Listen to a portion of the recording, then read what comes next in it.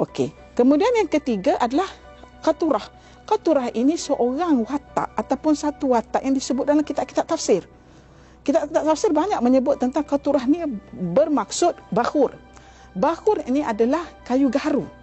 Bila dunia Arab dia tidak kenal sangat Nusantara ke alam Melayu, tetapi dia menamakan individu itu dari apa yang terkenal di tempat dia. Jadi kayu gaharu ini tidak ada di tempat lain kecuali di alam Melayu.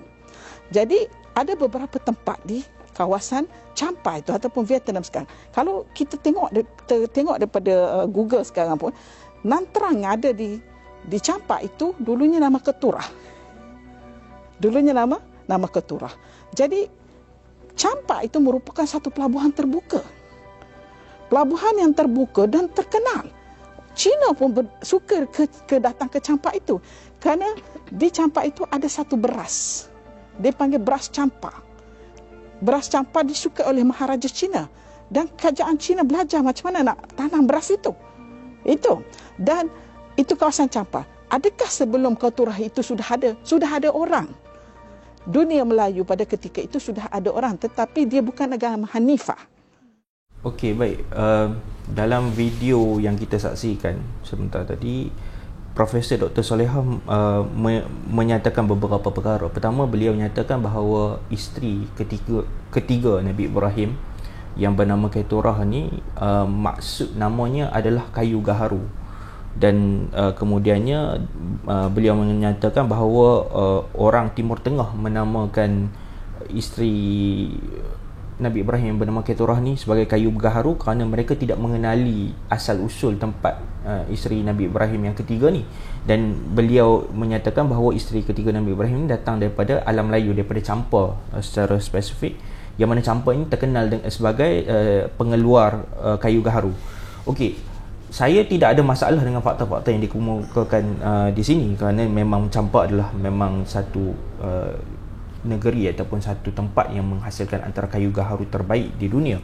Dan kemudian tentang maksud Keturah tu adalah kayu gaharu, yang tu juga saya rasa walaupun mungkin tidak begitu tepat daripada sudut bahasa Ibrani, tetapi nama Keturah tu sendiri maksud dia adalah sesuatu yang mengeluarkan asap. Kalau kita rujuk kepada kamus bahasa Ibrani, dia berasal daripada kata kitr.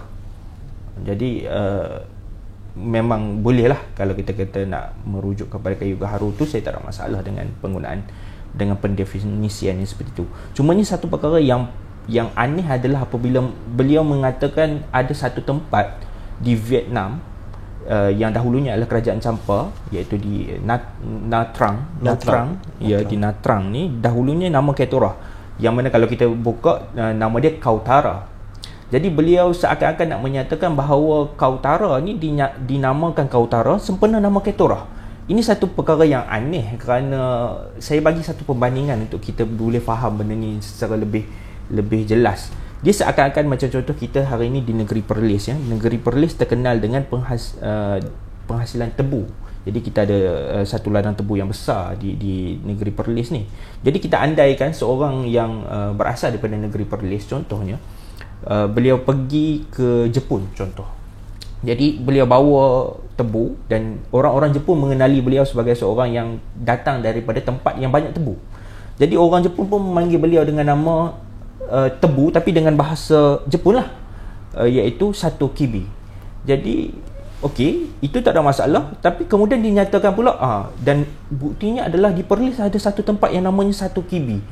Ini adalah satu perkara yang sangat aneh kerana mengapakah satu-satu tempat itu dia nak menamakan bandar dia dengan satu nama yang menggunakan nama asing, nama yang digunakan oleh pihak asing untuk merujuk kepada bahan yang ada di tempat tu, kan?